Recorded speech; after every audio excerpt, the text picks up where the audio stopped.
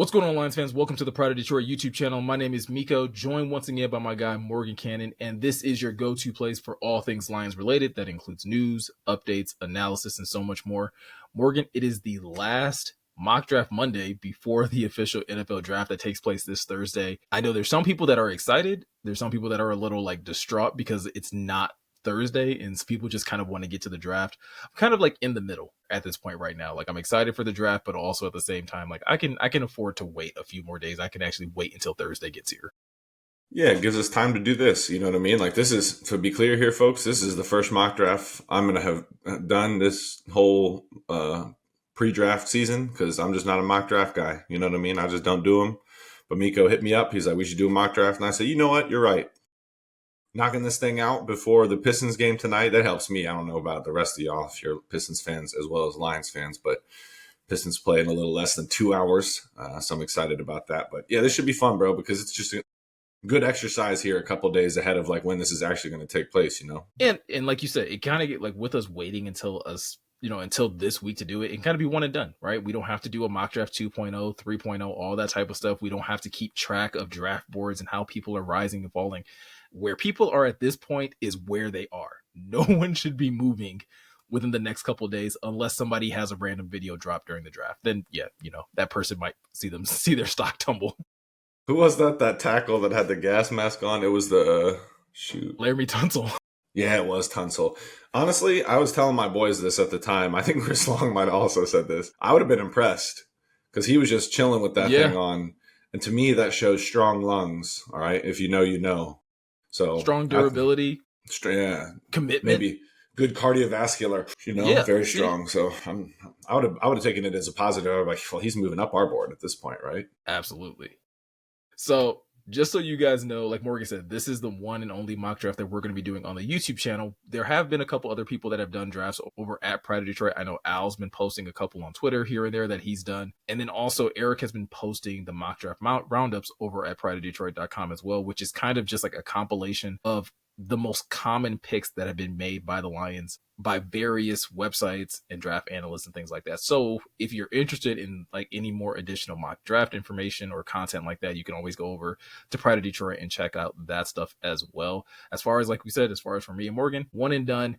This is going to be a 7-round mock draft, so we are going to go through every single pick. One caveat that we have given ourselves when it comes down to this mock draft, we are only giving ourselves one trade. And so it's one and done because obviously if we start doing a bunch of trades, then it just kind of starts to feel this is already not realistic, right? Morgan, the draft is going to be completely different than this anyway. But if we start wheeling and dealing and trying to find the best trades, it becomes even more unrealistic to what's going to actually happen, from Thursday till Saturday. Yeah, no doubt. It's a good exercise, but 100% Meko. And I know you're a data, you're a numbers guy. So yeah, if the more you make deals and you're wheeling and dealing with a computer, that I feel that's more user slanted. So I think if we're giving ourselves one trade, I just imagine, that scene in Superbad when they're like one name, I'm thinking if we told Brad one trade, he's like one trade, one, I'm like, yeah, one trade. Yeah, and again, that's not realistic either, right? The Lions could be doing a lot of wheeling and dealing, he did last year. Right? Which is something that I've seen in a lot of mock drafts that have dropped today. A lot more people feel like the Lions are going to be aggressive, which I kind of like.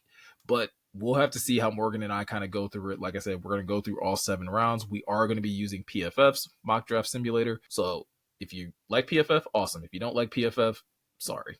Listen, I'm not a huge PFF guy either, but it's the cleanest simulator without a bunch of ads and stuff. So absolutely. That one.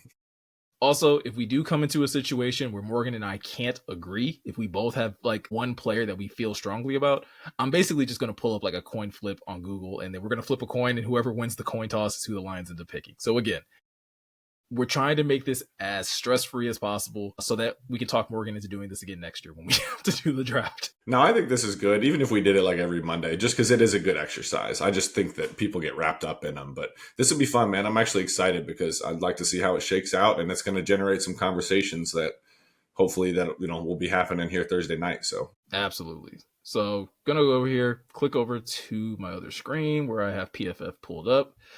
All right. Morgan, before I even hit the start button on this, and I do have it set to fast, so this way, like Morgan and I can still kind of talk about picks, uh, while like this is kind of going through it, so it won't be like instantaneous. Talking point that I do think we need to discuss even before we start the mock draft is, do we think the Lions trade up at all in this draft? Currently, they're sitting at 28.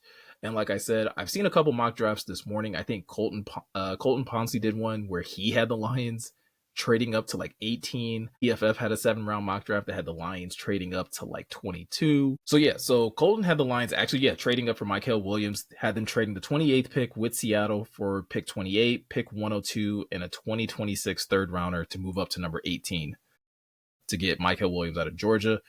You and I have kind of talked about this before. If the Lions were going to trade up for anyone, like that's one of the players that I feel like would be worth it to, especially to make that type of investment to make that big of a jump. Yeah, I would. I'm all in for this, and typically I'm not team trade up. I am sometimes if the shoe fits. Also, if you guys hear this, I have my window open and the winds are going crazy in Detroit right now, bro. It's a beautiful day, but yeah, the winds. There's not an airplane out there. It's just the wind. Yeah. But yeah, man, I would be 28 to 18. I mean, it's moving up 10 spots. So I think that's a fair price to pay. And you get a guy that you can really be excited about opposite of Hutchinson, man. And then you have the rotation that we talked about with Mykel and Davenport and Pascal, and the list kind of goes on and on. So if someone like that slides to 18, I'm good with having a conversation and moving up, to be honest with you. Okay, well then how about we do this then? How about we start the mock draft? Okay. We'll keep an eye on like what players are coming off, and we stop it somewhere around like 15, 16 and see, you know, if someone like Mykel Williams has come off the board. And if he hasn't, then maybe we can try and do some wheeling and dealing, see if we can get up to 28. Again, we're not going to force trades. If the trade isn't accepted to, like, you know, if we can't get, you know, Colton's trade to kind of, you know, replicate that, then again, we'll just kind of see what happens and what falls to the Lions at 28. All right. So let's go ahead, start the draft. Yeah, that went pretty fast. So we're up to pick 15. Atlanta's on the clock. So far, Cam Ward went number 1, Travis Hunter 2, Shador went 3. We got Ashton Genty going 4, which would be really high for him. So far, Mykel Williams is still on the board as we get to pick 15. Again, I think trading up to 15 might be a little too costly to try to get to the top 15 if you're the Lions. But that doesn't mean that we can't try and swing a trade with Seattle at this point. Because again, Mykel is still on the board. He could potentially go within the next few picks. But what do you think? Yeah, I'm with that. Like, interesting. I get the top, pretty interesting. 14, Jahad Campbell. I really like Jahad Campbell. 14 is pretty crazy for, I don't know though. Maybe the Colts make that work somehow. Could you slow it down a little? Or let me see if. Yep. Put it slow, actually. There you go. Let's go there. Okay, let's see what happens here. All right. 15, Shamar, Mike Green. All right, Kenneth Grant. So now we're at pick 18, where Colton initially made his trade up. So let's see if we can actually make that trade happen. If that trade would even be accepted. So try just our third. Can you try just our comp pick at first? Yeah, there you go. Yep. So it's got about a 33% chance of being accepted. Or should we throw in the round 3 from next year just to try to stick it to the same? What do you think? I'm almost thinking like a later, like 7th round pick list. Like see if that'll just like bump it up to like a 50% chance of being accepted. Because I don't like the idea of giving up a future third. I think that could be very valuable next year. Let's try round 4, meet in the middle for 2026. 2026 round 4. Let's try that. Oh, and they took. Let's get it.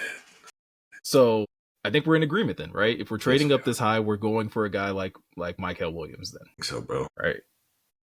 So Mykel's pretty far down the rankings for PFF, but still. That's why we don't. You know, PFF's a tool, guys, like we talked about. Sometimes I have to remember that because I can be a hater. Well, let's go, man. That's beautiful. I like that. I think that would be an aggressive trade by Brad and team to be able to go up and get a guy like you said. That would be instant starter and opposite of Hutch. You can definitely get someone that obviously doesn't have all the production, but someone that you can develop and, you know, has all the athletic tools, and someone that you can just kind of rely on for the long-term future opposite Aiden. Yeah, man, and that big edge, he played the same position as Trayvon Walker, the guy who got picked right before Hutch in the 2022 draft. So Mm-hmm. like it's just not a like that Georgia defense is a monster as a unit, right? And they play good sound team defense. So yeah, the numbers aren't always going to scream off the page, but look at Trayvon Walker's progress since he's got to Jacksonville. Man, he is a dang good football player right now. Like, does he have Hutch's production and sack prowess and everything like that? Like as a pass rusher, no, not yet. But you've seen that it's this. Yeah. I think Mykel is in that same mold, big, physical. Like he's Marcus Davenport, but Marcus Davenport back in the New Orleans days. You know what I mean? Like Mm-hmm. a dog that's going to run through a tackle's face, set and edge. So yeah, this would have me like pretty like maybe taking my shirt off at the draft party, excited. And I think it also set a tone, at least for me personally, in looking at like what to expect from Brad going through the rest of this draft. Because I've said this, I think, before on one of our other videos. Like, this wouldn't surprise me if the Lions were very aggressive in this draft and they just went out and got their guys and got out. Like, not trying to use all their picks, just trying to get, as high up as they can to get the guys that they want. And then just being willing to fight for another year, again, looking at whatever draft classes down the road. But yeah, one other thing when you bring up, Trayvon Walker, it's important to remember, I think if you're a Lions fan, that the Lions did like Trayvon Walker, Yes, they right? did. And I think there was a lot of talk that if Aiden had went 1, Trayvon Walker was going to be the pick at 2. No So doubt. clearly the Lions liked what they saw in Trayvon Walker, and you're essentially, like you said, you're getting a similar type player who plays a similar style and position that he played at Georgia. But again, you don't have to worry about taking him first overall. You get to take him much later in the draft. No, that'd be great, man. I would be really excited because it's almost like prototype what you want opposite of Hutchinson, and you have him on a cost controlled deal. I mean, it's Mm-hmm. still expensive because it's a round pick 18 slot in the first round under the CBA, so it's not super cheap, but it's relatively cheap as a edge rusher on the same line as a Ali McNeil and Hutchinson, with Ali McNeil already been paid, and then we know that that deal from Hutchinson's coming, and that number's not going to be small, man. You know what I'm saying? Absolutely not. It's going to be big. Okay, let's see who's on. Well, you know where I'm going here. If they're on the board, can we see who's the best interior offensive lineman available or tackle? We can kind of check. We can take a gander at both. Yeah, let's start with tackle since that one came up first. Okay, Ursuri. Your boy's there. Savania, let's go. I like that. Looks like Calvin Banks is gone, I guess. Can we look at? I like Trapilo too, man. That's a huge human. That'd be enticing. Oh, Charles Grant's still there, but I think you can. I don't know. You can maybe get Charles Grant later. See, this is where mock drafting's fun if you don't do it all the time. Because I'm like a newborn Yeah. baby right now. Can we look at guards? I also like, before we move over to guards, I also like Wyatt Milam Oh, out the of West West Virginia Virginia. kid? That's, Yes, I do yeah, too. There's a lot. Yeah. a nice guy that could probably play inside outside for you. Mm-hmm. Ooh, Tate Jeez. Ratledge. See, now this gets really difficult because Tate Ratledge absolutely screams Detroit Lions Dan Campbell guy. He's got a Right? mullet, doesn't he? He's got a nice mullet. And I'm not usually a mullet guy, Yeah. but it And looks if good. I remember correctly, too, this was also the pick that Eric made in the community mock draft over at Pride of Detroit with pick 60. So this gets very, very interesting if you're looking to bolster your interior offensive line. Because even with someone like Jonas Savania, like, again, you're probably looking at somebody that could potentially compete inside before possibly kicking outside later to play either right or left tackle for you. Yeah. So, man, this got a little bit tougher than I thought. Yeah, and it's a split, right? So I've got my handy dandy document here. Dane Brugler at the Athletic has Ratledge as his 69th overall player, Jonah 52. Jordan Reed has him as 39, which is crazy high for Jonah, for Savania, I mean. I really like the Ratledge kid, man. I'm inclined to go Savania. Just because of the versatility? Yeah, and like being able to like, if Manu ends up hitting at guard, right? Like if that ends up happening, Mm-hmm. and then you have Mahogany, Manu, and Savania on cost control deals there for a span of 3 or 4 years. That's a good way to keep. I do like Savania's upside. Tate Ratledge would come in my opinion, and probably start at right guard right away between Panay and Frank. I Mm-hmm. think, let Mahogany and Graham compete at left guard, see what happens. But I think Ratledge would start right away at right guard. Avania would compete at guard too, though. That's the fun thing. You know what I mean? And that's kind of, I'm kind of with you when it comes to Savania, right? I kind of do like that versatility. I think Tate Ratledge is more of like the culture fit, but again, I think Savania is a culture fit too. It's not like one is and one isn't. I think they're both very good culture fits, but I do love the versatility of Savania that you could potentially have where get him into the lineup early if he's able to win, a starting position at guard, and then again, it gives you some flexibility when it comes down to Taylor Decker, whether Decker wants to continue to play for a couple years, or if you decide that you just want to move on and go with a cheaper option at tackle. Yeah, I think that's what I think I'm going to go with Savania if you're cool with it, bro. I think that's Yeah, this would be sweet. I think everyone would be happy, but I think I'm going to go Savania. He was on that. Did you watch that Fox Sports thing the other day on about the Polynesian football? It was pretty good. I liked it. I did not. I did not. I meant to go watch that. I'm going to see if I can DVR it or something I and be able saved to it. pull it back up.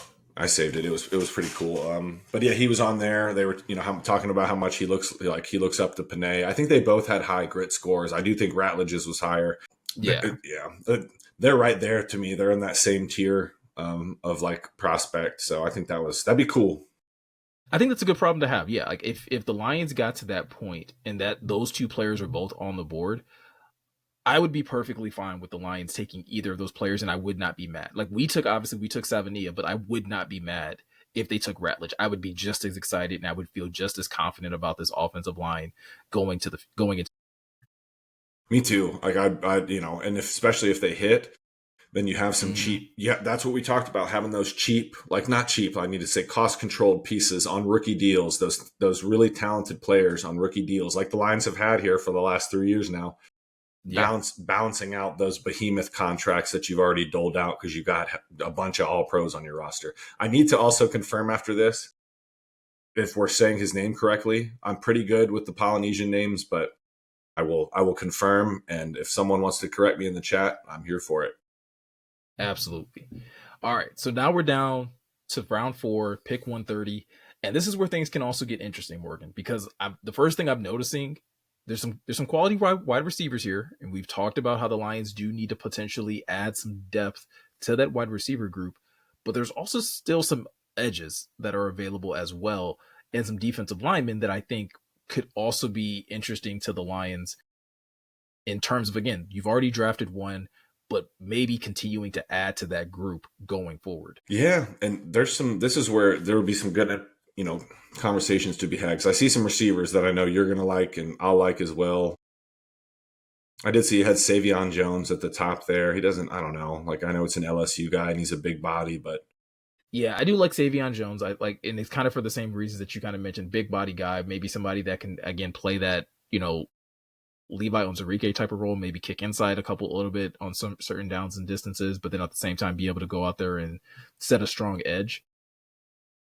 Another position to possibly consider outside of edge and wide receiver, maybe safety, right?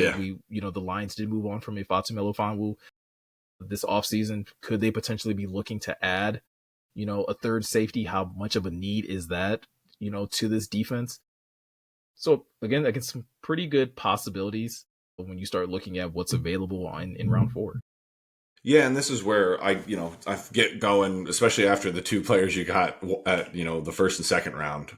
That's huge. So I think you're going to be Mm-hmm. happy with what you walk away with, period, now. So here, yeah, I could go in a bunch of different directions, man. Like if you wanted to pull up safeties and go there, or if you wanted to go, receiver, this would be a good, do you like the Kyle Williams kid from Washington State? Probably not as much as I like Torrey Horton out of Colorado State.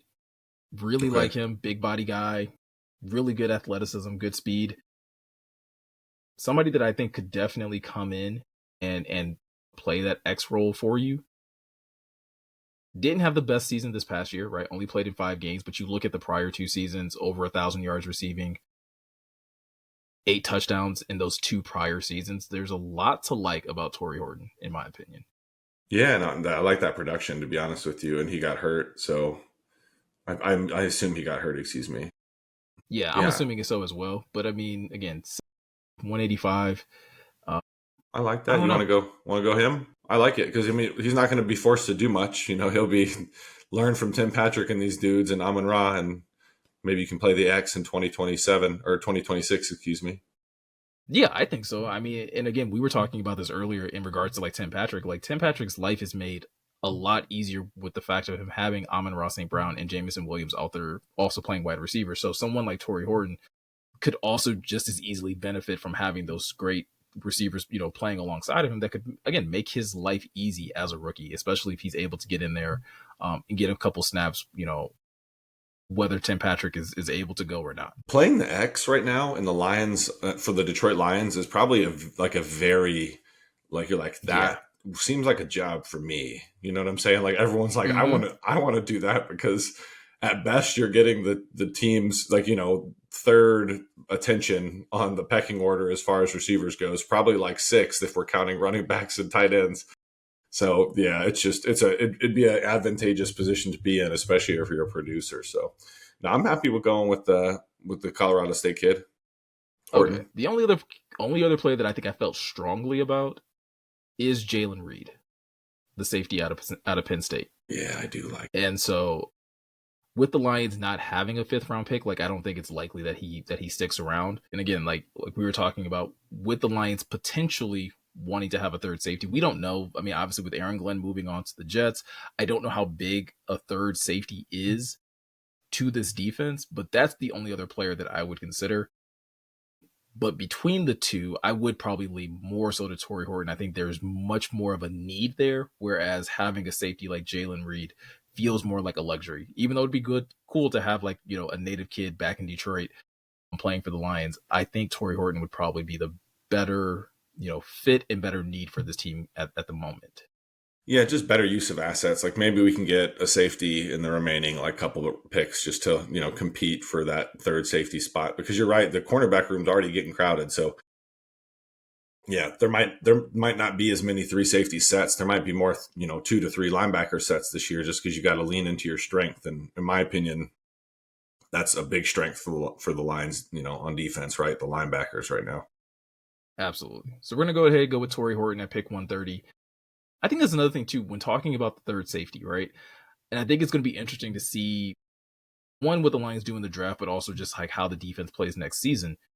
Did they use three safeties because they wanted to use three safeties, or did they use three safeties just because they had three guys that were like really good at playing the position, right? And so they just wanted to get all three guys on the field at the same time.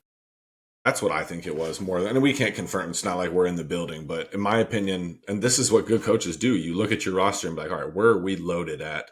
Like, where do I Mm-hmm. need to find like more ways to get guys on the field? Like almost like Jack Campbell's rookie year. You know what I mean? Like they found ways to work him in. Was he a full-time starter, like a 3 down linebacker? No, not yet. But because he had skills and abilities, like in things that he could do on the field, they made sure to get him into some of those sets. So it was good, and I think that's what it's going to be. Like there might be a lot of corners on the field for the Lions and a lot of linebackers. So they just make it work with like the talent they're given, which that's a hallmark of good coaching to me, Miko. You know what I mean? I'm old school like that. Like lean into what you're good at. Don't try to be something you're Absolutely. not. And I still might get what I want anyway because Jalen Reed actually fell to the See, sixth round. yeah, So kudos to you for basically saying like, hey, we can just go ahead and wait on that. But I mean, there's also some other interesting safeties. Malachi Moore is someone obviously that has a repertoire or has some relationship with Brian Branch, with both of those both being former Alabama players. hmm That's another area that we could potentially go if we were looking at safety. I really like Jake Majors as a potential, Frank Ragnow replacement down the line. I know we did already take Jonas Savania, but if we're talking about interior offensive line depth or just again looking at um, a Frank Ragnow replacement, that's another guy that I think we could probably circle as well as a possible pick here in the sixth round. I like Malachi Moore. I like Jalen Reed. I think that both of those would be good. I don't really know anything about the safety from Clemson. Yeah, I'm not super familiar with RJ Mickens either. I think I've seen Craig Woodson be a pick by some mock drafters to the Lions again this late in the draft. But again, Cal, I'm a big fan of not overthinking this and just going Jalen Reed. I think I'm with again, it. you get somebody that could go out there and play special teams at the very least for you. And if he shows out and shows to really be a real contributor on defense, then maybe again you do sprinkle him in on some third down sets, situations like that where you want to just have a little bit more athleticism out there in the secondary. Yeah, he could end up getting some like blitz packages, like similar to Iffy, that go to Brian Branch. But yeah, it's just good depth, and it'd be someone who can just compete for a roster spot. So I'm with that.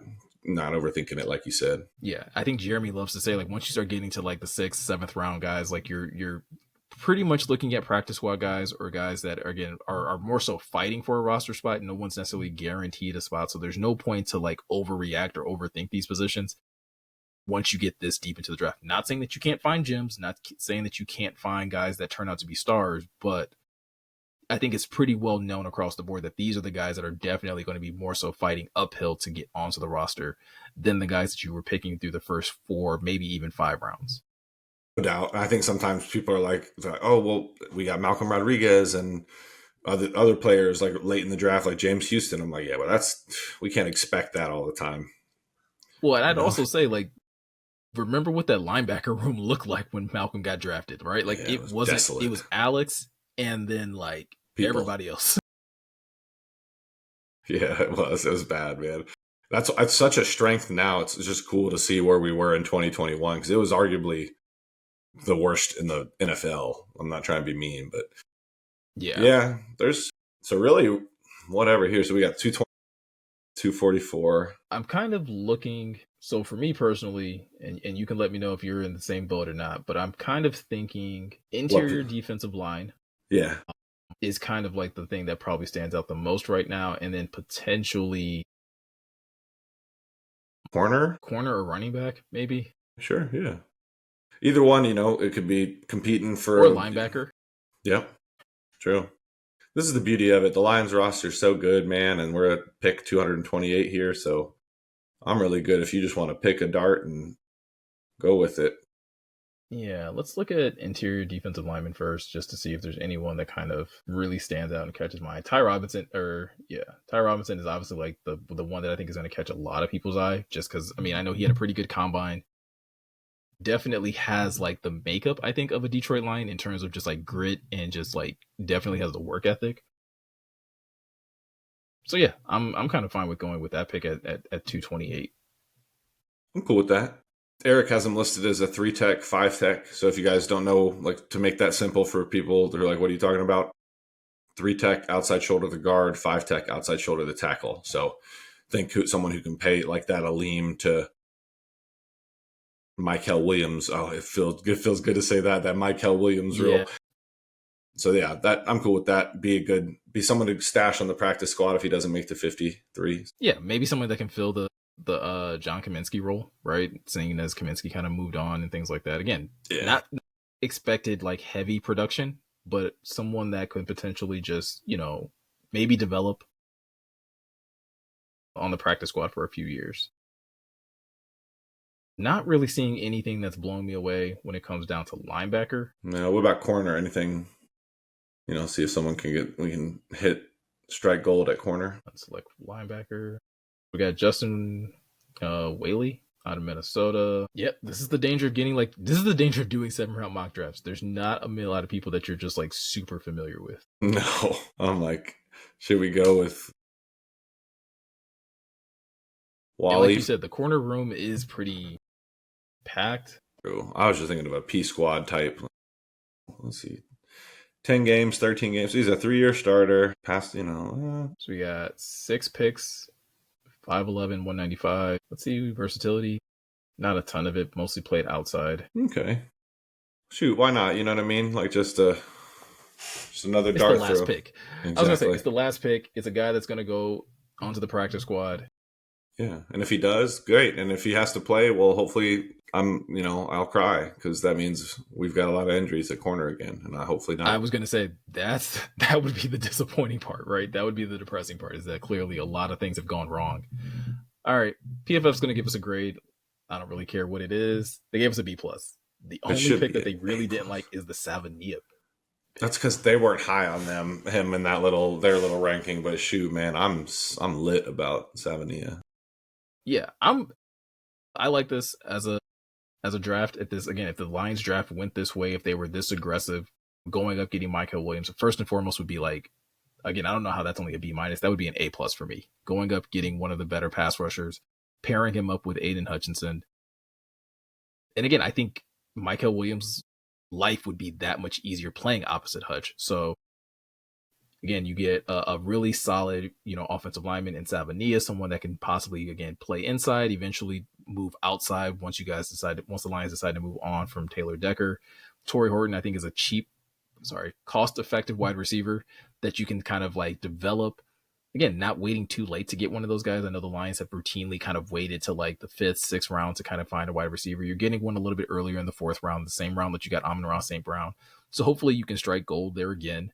And someone like we said can possibly develop into that X wide receiver. Jalen Reed, again, 6th round pick, not going to say a whole lot, but in terms of possibly just being good special teams depth, someone that can really go out there and learn from a Kirby Joseph, learn from a Brian Branch, and possibly develop into something really nice. And then we rounded it out with Ty Robinson and Justin Whaley. Both two guys that I think could potentially go onto the practice squad, develop, and provide solid depth, for the Lions down the line. Yeah, you got to be happy with this because you look at drafts now that the Lions roster, if you think they've been here a minute now, y'all. So it's 2025. They got here 2021. This is Brad Holmes and Dan Campbell's roster. Been their roster at this point for a few years. So there's depth everywhere. And really with the roster, with the team the way it is now, you got to look at things like, okay, they got two guys in Mykel Williams and Savania that can start or compete for a starting spot and are going to play integral roles day one. You know what I mean? In my opinion, I think Savania will push for that guard position and eventually maybe be a tackle, depends. And Mykel could very well be the day one starter. You know how the Lions are that they might roll, like they might let Davenport start like the first 3 or 4 games because yeah, for sure. They're all about the vets, but then Mykel will be getting a big portion of those snaps if I had to guess. So, and then you get Torrey Horton, who projects probably to be your starting X to the future. Good depth right now. Jalen Reed, who, in my opinion, would probably make the roster as that third safety and be a core special teamer, learning from some dogs and Brian Branch and Kirby Joseph and everyone else in that defensive back in the secondary, in that DB's room. And then Ty Robinson and Whaley, like you said, competition at the back end of the roster. Maybe they catch fire and make the 53, but probably practice squad guys that hopefully don't get poached. So I think you got to be really happy with this, man. The way I keep thinking, I keep thinking trading up might be more logical because we just talked about how good the roster is, man. And like, how many of these guys could you draft that you're like, all right, you're probably not going to make the team, Yeah. No, realistically, again, not trying to be disrespectful or anything like that, but like if you can move up, I'm not even super confident the Lions are going to keep both of these 7th round picks, right? Facts. Package them up and get another swing at the fourth or 5th round. Yeah, no doubt. Right, just moving up a little bit. Like even if you just wanted to move up a little bit in the 6th round, you're just like, we want to jump up 10 spots. We'll give you both of these 7ths just so we can get our guy in the 6th round. So good point. I think there's a lot of flexibility, but this is the type. I said it at the beginning of the video, Morgan, and I really do feel this way. If the Lions chose to go into draft night, especially day one, and they were like, hey, we want to be aggressive. We want to go up and get our guy. Maybe that's not necessarily jumping up to 18, but even jumping up, I think we've talked about at times, jumping up into the high 20s. I think that would be a good move for the Lions and for their chance of getting a more impactful player, someone like you said, whether it's being a guaranteed starter or at least pushing for a starting spot. I think that would be a good move for them. Yeah, and they've afforded themselves the ability to do that if they see it's the right thing to do. You know what I mean? Just because they've been so good at player acquisition for years in a row now, and this is the position you put yourself in. Just like Meko said, if you wanna. You're like, you know what? Like, we really don't need all these bites at the apple at the back end. We're going to go ahead and get a guy that we feel really good about because we need these guys on cost-controlled contracts to offset these mammoth contracts we're about to dole out. I really think I hope we get the Kirby news and the Hutch news this week. That'd be dope, man. Remember how we did that last year with Panay and with both Saint and Saint? Yeah. I hope they hit us with that. That'd be fun. So I mean, the trifecta would be getting the Hutch deal, getting the Kirby deal, and then finding out that the Lions picked up J-Mo's 5th-year option, right? Like that would be just like, again, cherry on the Sunday, and then just basically like being able to like literally coast into the draft. Yeah, feeling good, feeling great. I'm excited, man. Let's get it. Sun's out. It's almost draft time. We're almost there, folks. I hope you had fun. This is actually fun to do. Like this is pretty cool. Good And this conversation. isn't the only mock draft that Morgan's going to have to do this week. He's actually going to be doing another one. So yeah, I did do that. Yep, you're right. Well, it'll give me good ideas at least, hopefully. See, at least you're warmed up. You're at least a little bit more familiar. You'll have a good flow going. So yeah. But that's going to do it for this video, guys. Let us know in the comment section below. What do you guys think of this mock draft? Are there any moves that you would have made instead? What do you think of the trade? Do you think the Lions trade up or trade back at all in this draft? And like always, if you are looking for more additional Lions content, you can go check out prideofdetroit.com and check out all the new and latest articles that are being posted over there. But with all that said, I'm Meko. He's Morgan. Thank you guys for taking the time to watch, and we'll catch you guys in the next one.